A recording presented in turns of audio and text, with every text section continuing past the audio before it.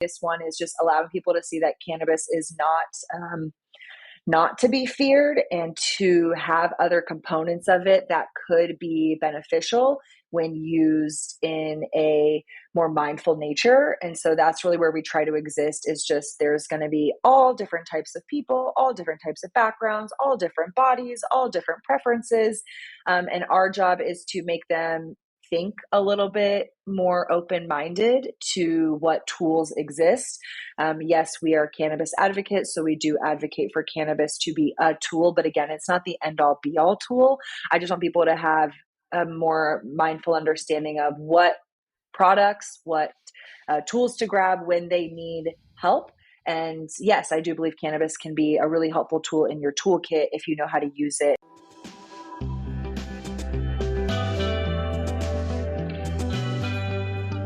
All right. Hello. Welcome back to the Evergreen RX. I'm your host, Hayden. I'm a licensed mental health therapist, Cancer Moon, first to get deep at any party. And today I am so excited because we are joined by Shayda Torabi.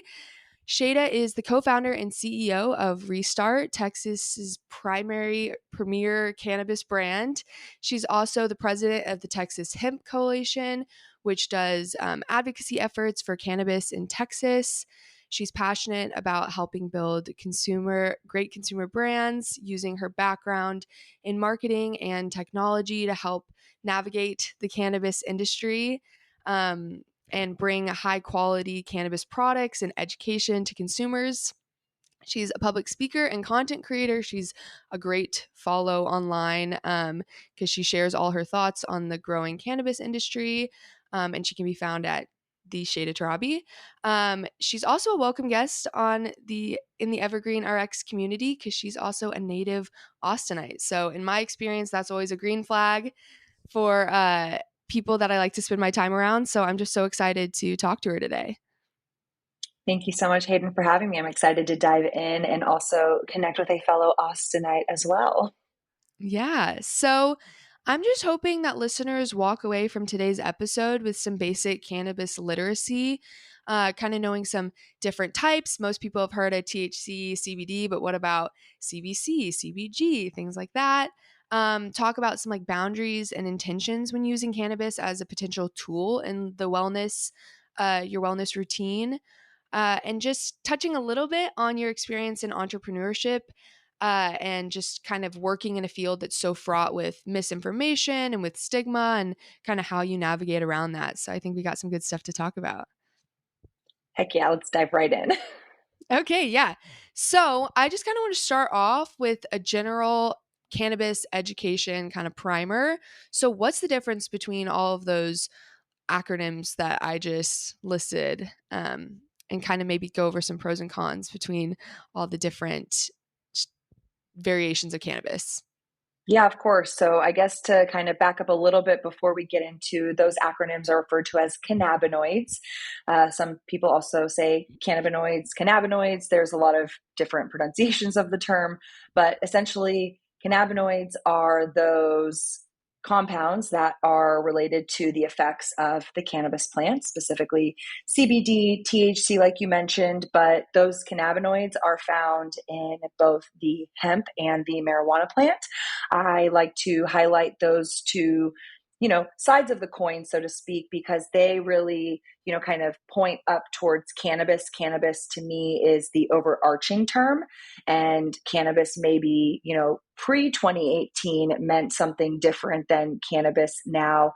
Post 2018, specifically in 2018, the Farm Bill is a piece of legislation that legalized hemp at a federal level. And kind of going back to those two sides of the coin, hemp versus marijuana, hemp is legally and federally defined, as well as defined here in the state of Texas as anything that is less than 0.3% Delta 9 THC on a dry weight basis. It is a very specific, some would say loose, some would want more clarity around, but we can obviously dive into that more as we talk through the conversation, but not to overwhelm you or the listeners. Really, I just want them to understand cannabis is cannabis, and cannabinoids exist in the cannabis plant, whether it is hemp or marijuana. So that means that CBD as a cannabinoid is going to be in hemp as well as present in marijuana. And again, the discerning line is hemp is classified as anything specifically that contains less than 0.3% delta 9 THC, and anything over that delta 9 THC threshold is considered marijuana. So what does that mean? Well, it means that there are cannabinoids that exist in both sides of the plant, but really the one that is the most, I would say, contentious is this delta 9 THC. Why is it so contentious? Well, because delta 9 THC is one of the more abundant cannabinoids. I would say delta 9 and CBD are more readily available cannabinoids. The Mm. other cannabinoids that are present might be in smaller percentages that, yes, they're present in the cannabis plant, but depending on the strain, depending on the genetics, how that plant is grown, again, super step back, everybody. It's a plant first and foremost. And so there's going to be a lot of variability to that plant. Just think of, Mm. your everyday crops of like apples or oranges. Like there are variations based on the genetics, the seed. Is it a clementine orange or is it a sumo orange?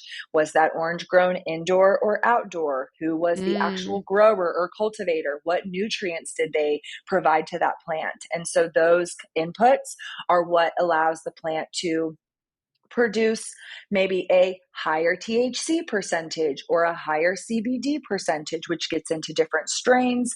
But that's kind of a long-winded roundabout way to say the cannabis plant is a very complex plant, but these cannabinoids exist in the plant no matter what the strain or what side of the coin, hemp or marijuana, those might come from. But the reason that these cannabinoids have become super popular, specifically in places like Texas, is Mm. because of hemp's legalization in 2018, kind of kicking the lid off of the conversation around cannabis. Because remember, kind of prior to that and still presently, marijuana is a scheduled drug. So you can't do a lot of research with marijuana. Marijuana is not legal in Texas. So it's a little confusing to kind of the familiar person who might be listening to this, but hopefully it can start to be just a little bit of a scratch the surface of further education, whether that's in our conversation or just jumping off points to other resources, whether it's things that we produce at Restart. We're really big on YouTube, really big with education, really big on social media, Mhm. or just encouraging people to go have those conversations with Google or ChatGPT or Yeah. Siri or their friends, just to be able to understand what these different cannabinoids mean. But some are psychoactive, some are non-psychoactive, and they Uh-huh. have different properties to them, and how your body interacts with them is all thanks to an endocannabinoid system. So whether you consume cannabis or not, your body has an endocannabinoid system. And the most rudimentary way of thinking about it is a cannabinoid is essentially like a square block, and your endocannabinoid system has a square hole. And when you consume cannabis, those cannabinoids, they bind to your receptors, and that is how you feel effects. So I will leave it at Mm. that because there's a lot of things to get into between, your endocannabinoid system has a CB1 receptor, there's a CB2 receptor, the cannabinoids bind to different receptors, they have different interactions, which is why you might feel a myriad of effects based on what cannabinoid you're consuming, how you're consuming it, edible versus smokable, what the percentages of those cannabinoids. So again, I guess like the whole point I'm trying to resonate with you and with the listeners is cannabis is not just transactional. I'm going to take this THC gummy and I'm going to feel a certain way. It's like, yes, you can, but there's so many other identifying clues that can actually help make that interaction with cannabis maybe more fine-tuned.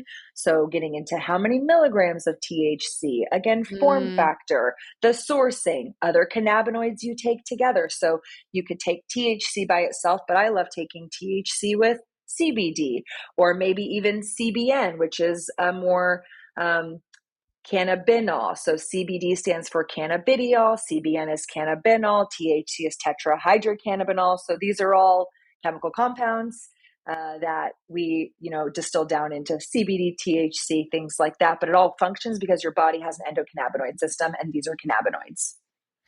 Okay, so interesting. I feel like you like have it down, laying all of that out and knowing all of that terminology, which is really impressive. Seems like a lot to keep track of. And I'm kind of curious with the endocannabinoid system inside of all of us, is it does it look the same inside of every person, or is that like another step on top of it, like depending on what you're consuming and then how your body in particular maybe fits in those kind of puzzle pieces, if that makes sense? Is that kind of, It is it does make variable or sense. is it? Yeah, I would say that everything is variable. You know, some people's bodies respond more so towards a particular cannabinoid or combination of cannabinoids. Certainly, there are preferences that we as human beings maybe have dispositions towards. You know, I grew up consuming cannabis by way of smoking and inhaling, and so to me, that is more comfortable. I enjoy smoking my cannabis because I will feel it faster than when I ingest an edible. But we have customers and people we talk to all the time who come into the dispensary, they come into Restart and they're like, I've never smoked. I don't want to smoke. Can I still get the benefits of cannabis? It's like, yes, absolutely. So while form Mm, factor might have an impact in actually how it's being absorbed in your body, I wouldn't say that it is explicit to where you would or wouldn't have the benefits or effects of it.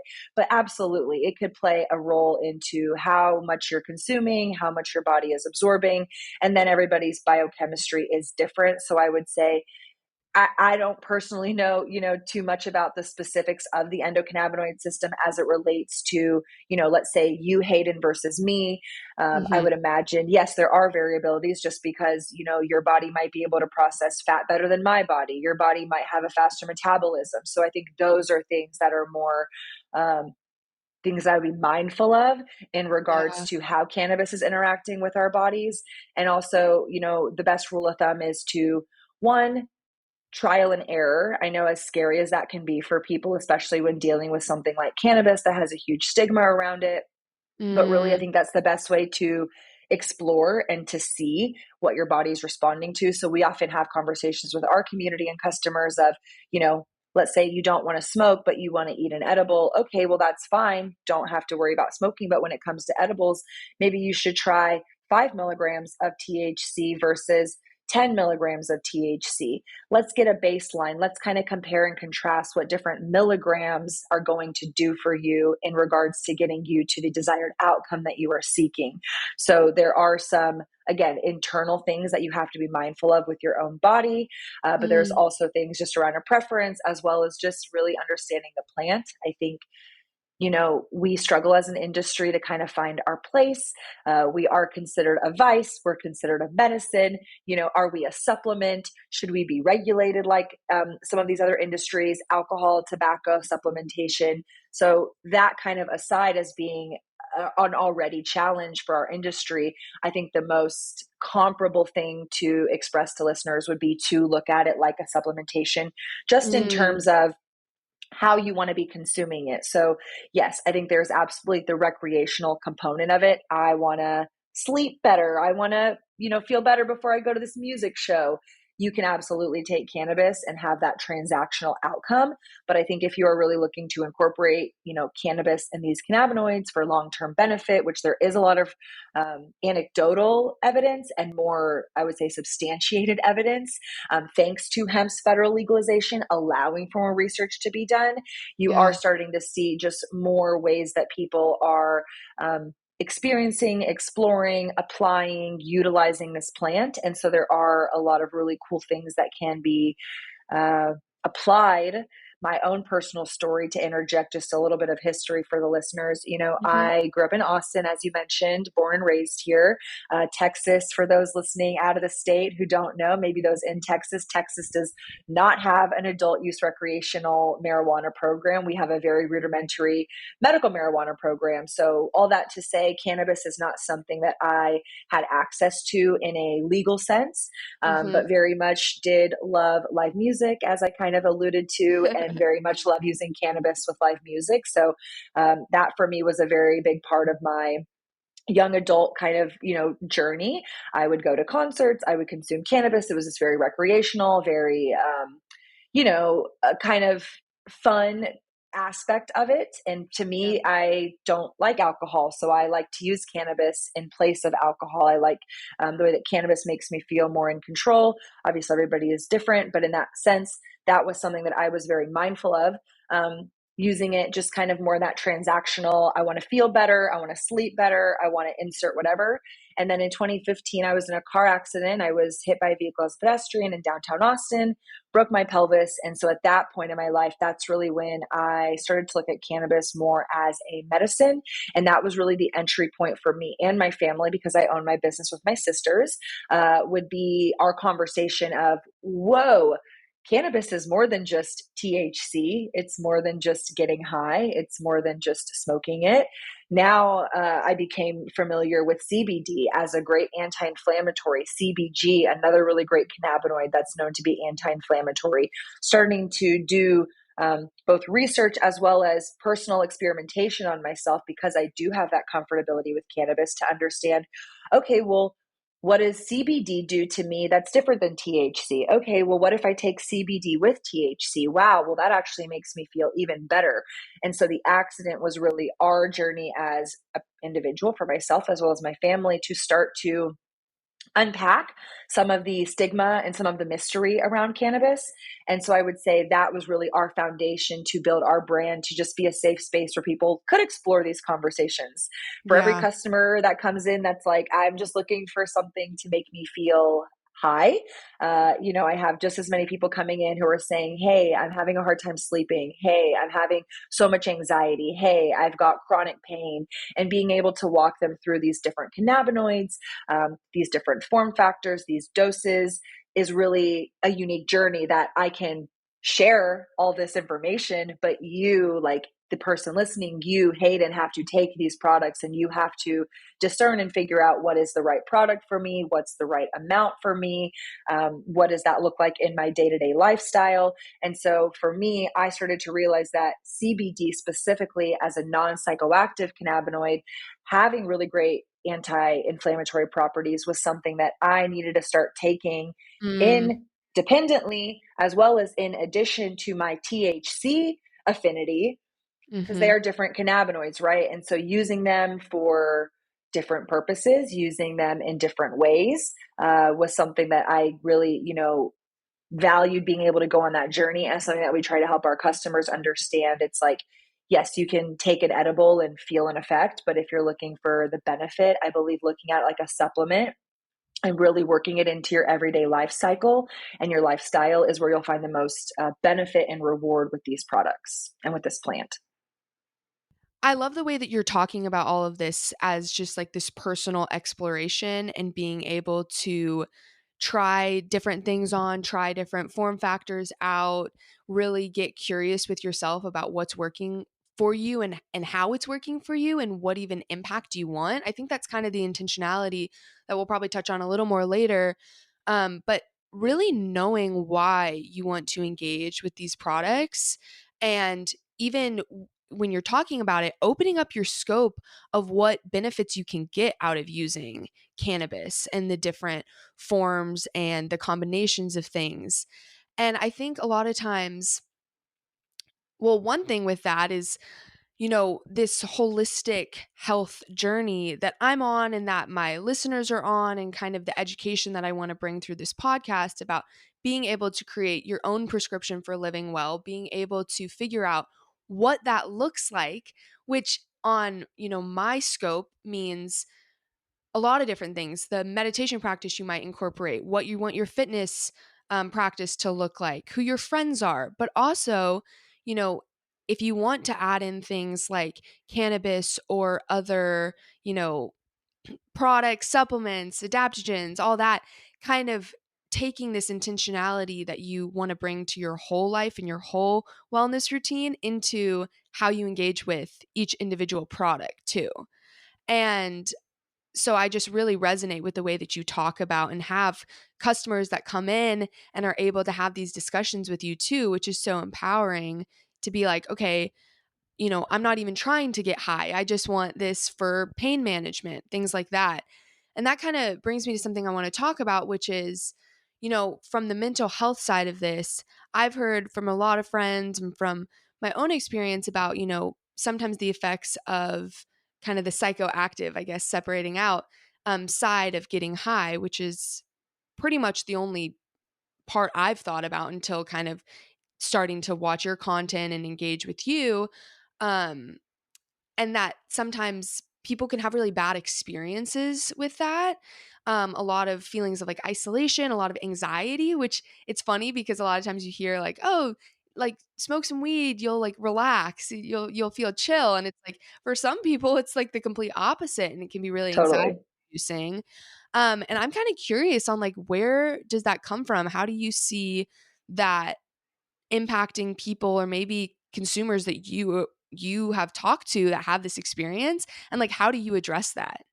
Yeah, I think it's a really important question, a really important topic. Again, obviously, I think looking back from a cannabis industry perspective, cannabis has been stigmatized for so long that we're like, there's no negative repercussions. Everybody kind of is in the woo woo of like, cannabis is great. There can be no negative, side effects to cannabis. And it's just not the reality. And I want to meet people where they're at. So whether they have had a prior experience or just have a personal, preference for consuming or not consuming something, or wanting to, maintain total control over them because they maybe don't want to have something psychoactive interfering with their mind, their life. I understand and I can relate to that in so many ways, just because I have consume cannabis.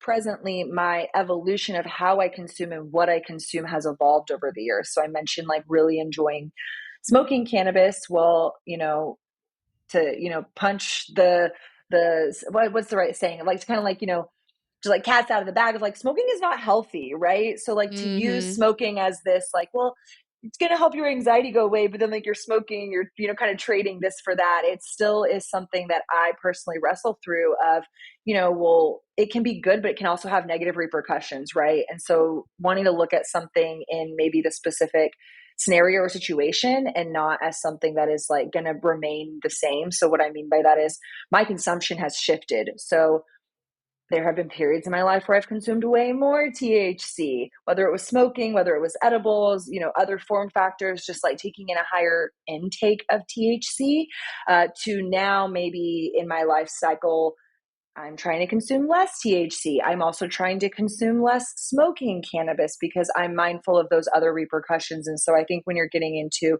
just the mental space of someone who is looking at cannabis, and I love what you were kind of saying, kind of precursing this next kind of segment, cannabis is a tool. It's not the tool. It shouldn't be Mhm. anybody's end all be all. It's certainly not mine. I love what you were highlighting around, exercise and your diet and who you hang out with and like meditation. Like to me, cannabis was the trade-off to maybe being on opioids or Yeah. getting steroid injections done when I was really in the height of my, pelvis pain. Now I use, again, maybe less of it and maybe less psychoactive, less THC, more CBD, more CBG from an anti-inflammatory perspective. And so it's just what season am I in life and how does my body respond, and not trying to force my body into anything, which is further reinforcing like when we have customers come in and they want to have these conversations. Again, I think the industry has made it be like, well, cannabis is THC and you must consume THC and you must smoke it and it must be this, this, this. And if it's not, then it's not.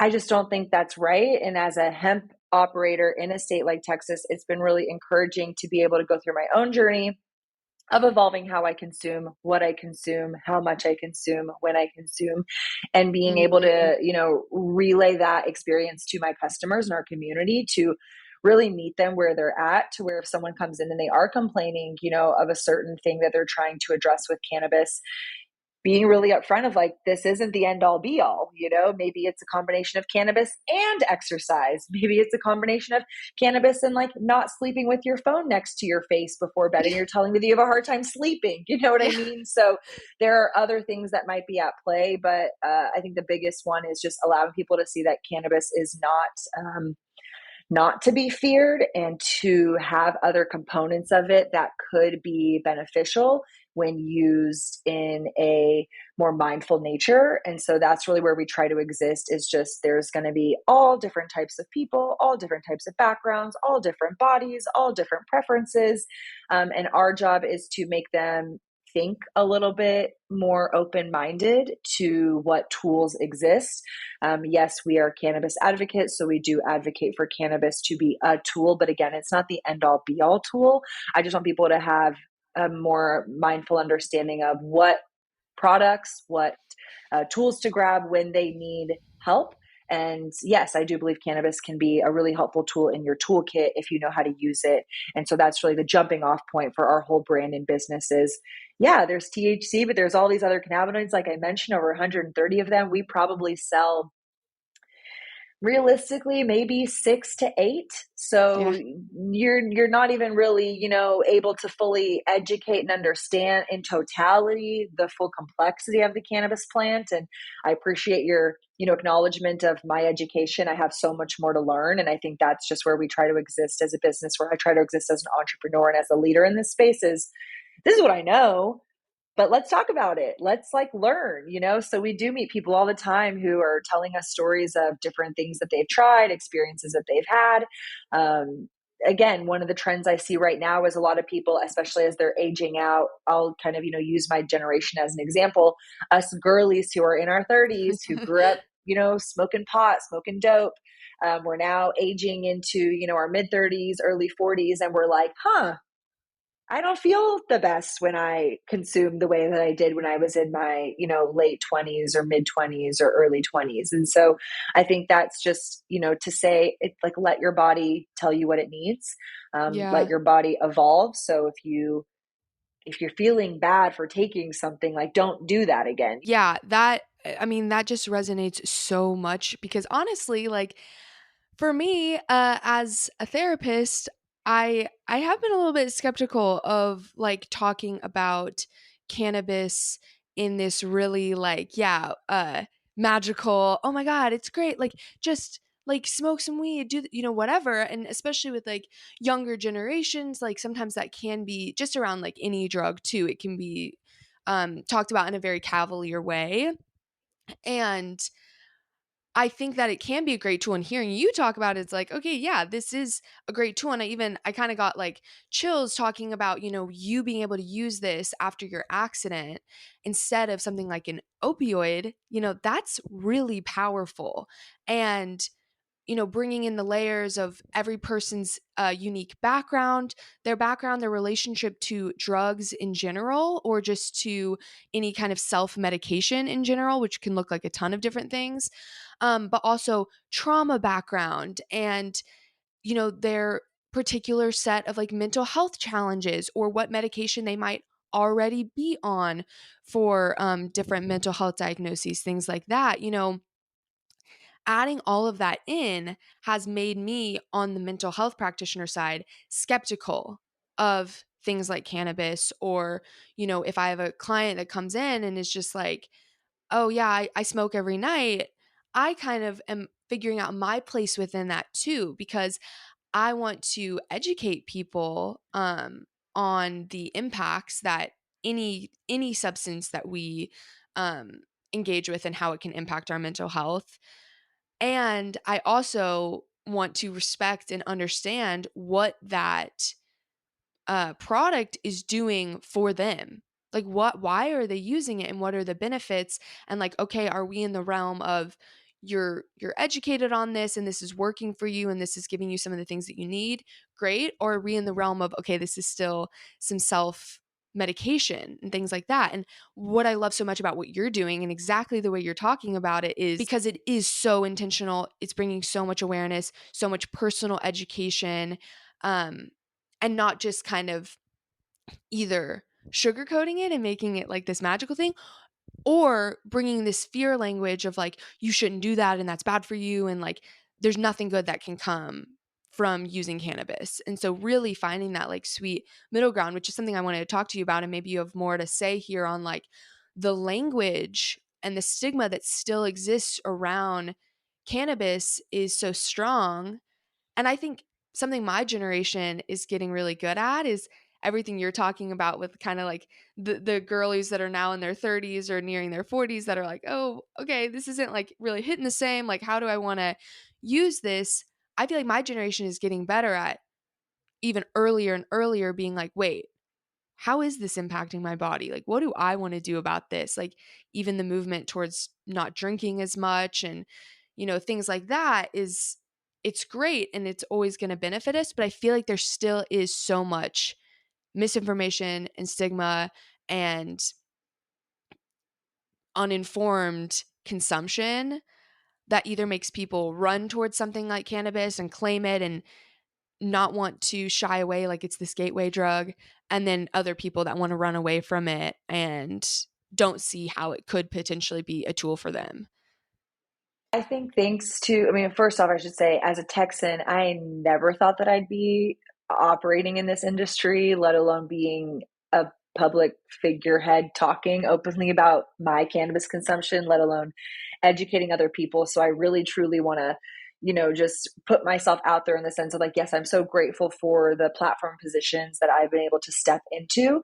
But I do it humbly and really with a stance of like, there's so much more education that has to come. Like, I know some stuff, but like it's not everything, right? And so I think with that understanding and mentality, looking to, unfortunately, with cannabis, perhaps like most other things, and certainly, other industries, there is a component of legalization, legislation, advocacy, policy. Like when you're talking about language specifically, why is something legal or illegal is really like the baseline for cannabis, because that is, as an industry, something that we're trying to overcome. So much of what I deal with on a day-to-day basis is like, is this legal for me to sell? Is this illegal? Does this violate the law? What are my boundaries? What are the parameters?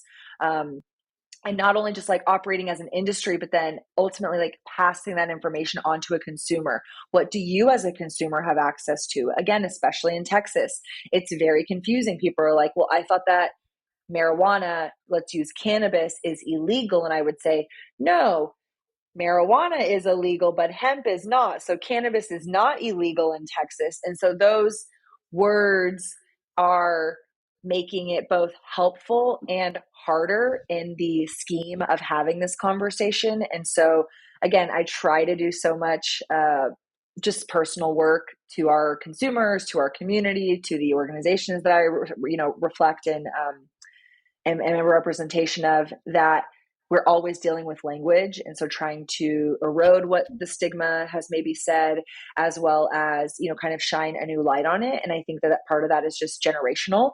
There are people who just grew up with a certain generation, whether it was the news influencing them, whether it was their peers, whether it was their parents, painting this plant in a certain light.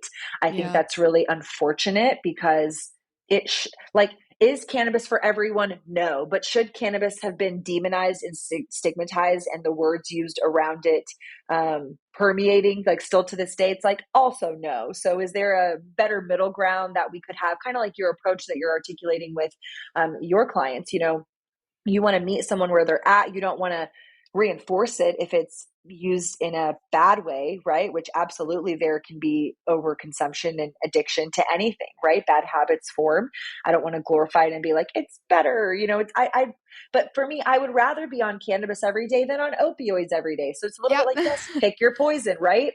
On the other end of it, it's like, you don't want to glorify it again and be like, yeah, everything is gravy, baby. It's like, you'd really just have to kind of understand all these inputs. And so I'm very blessed and grateful that I have had the exposure and the experience and the opportunity to navigate it as an individual, navigate it from an entrepreneurial perspective, navigate it from a political perspective, from an advocacy perspective. And so I find myself in a lot of conversations and a lot of rooms with people all across generations, all across the United States. So from a state to state perspective to just a consumer perspective, with the variability between preferences, again, what people like, what people don't like, what they experienced growing up and things like that. And so it does really come down to the language we use. And I believe that the language is evolving and we're seeing the conversation evolve.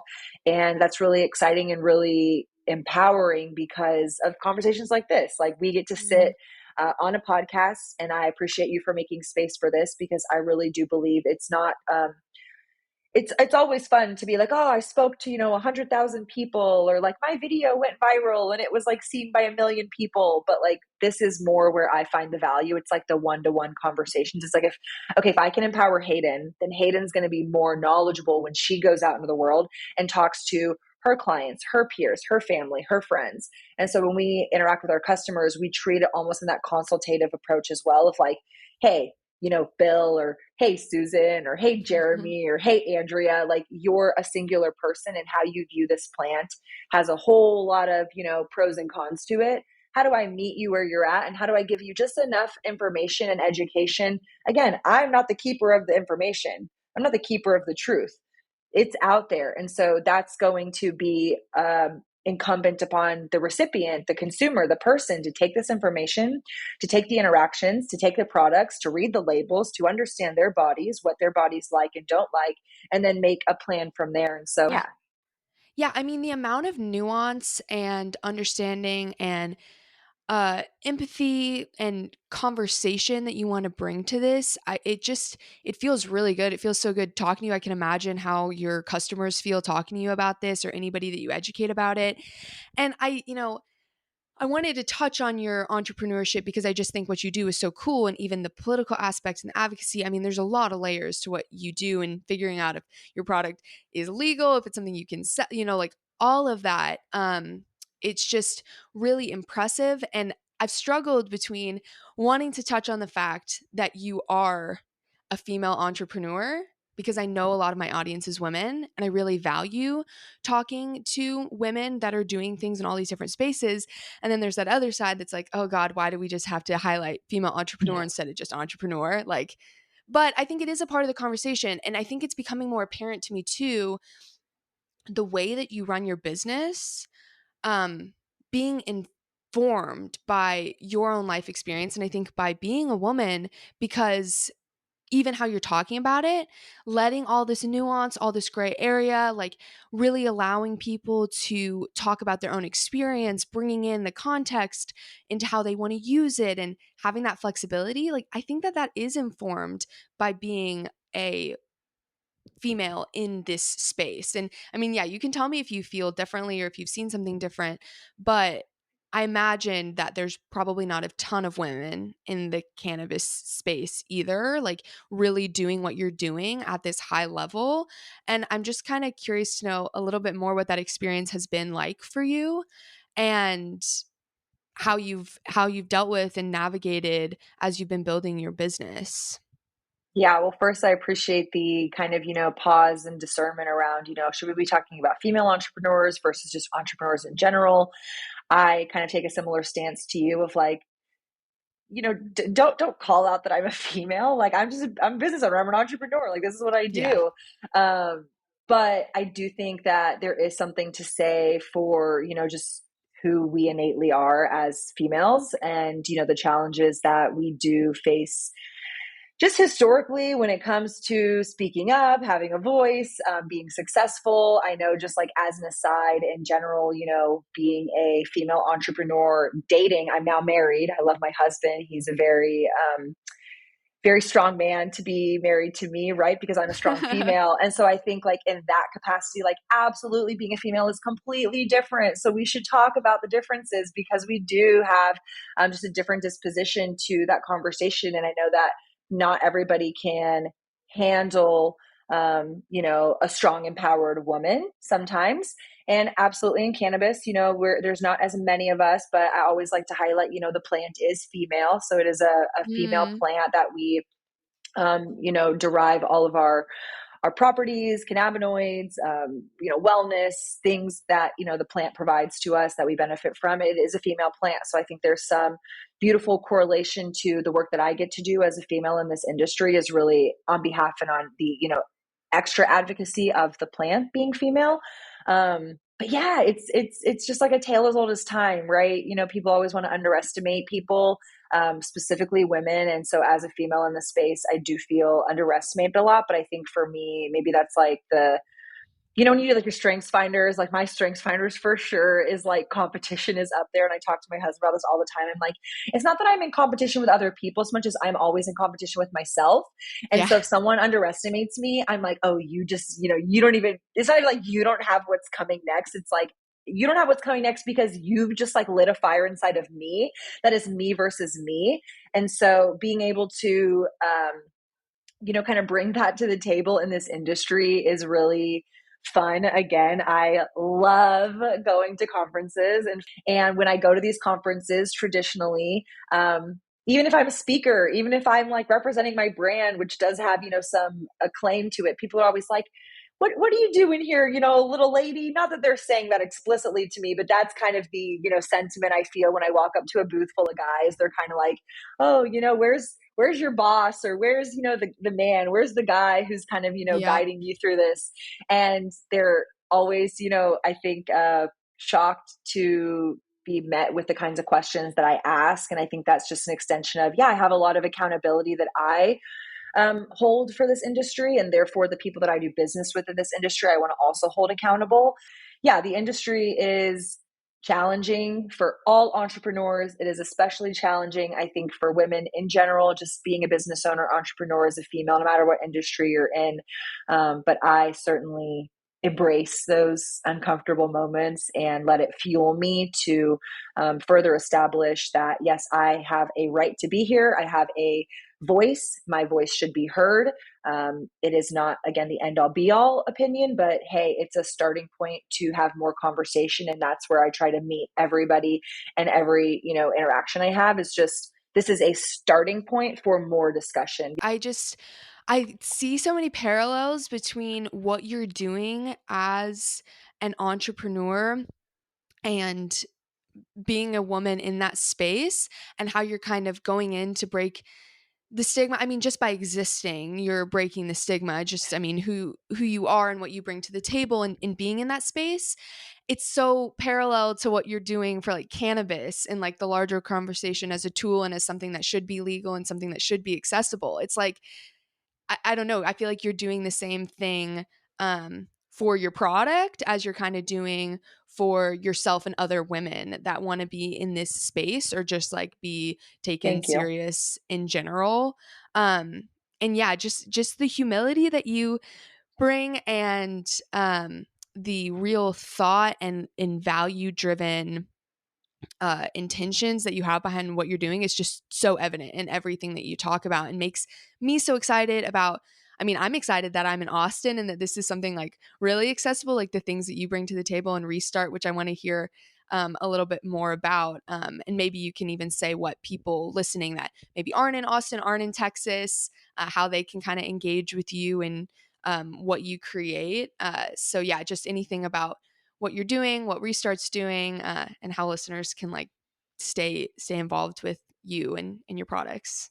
Yeah, thank you again for the opportunity to speak my truth. That's, what I hope for everybody is that they can do something in life that they feel really encouraged and passionate about. And if you would have told, high school me, who was very much getting high at the concerts in Austin, RIP, the original emos, RIP, the Parish, all those good OG venues of my time, I would have laughed. I would have been like, there's literally no way ever, let alone be like an entrepreneur with my own business, that I'd be working in cannabis. So to be here is just a testament of kind of failing forward. And I'm super blessed that I get to have a business with my two sisters. So we're a sister women owned cannabis brand headquartered right here in Austin, Texas. And kind of, how we started the conversation, understanding the differences between hemp and marijuana. Our business is hemp derived. So we are federally legal as well as state legal. So we do operate essentially like a dispensary model here in Austin. I have a brick and mortar.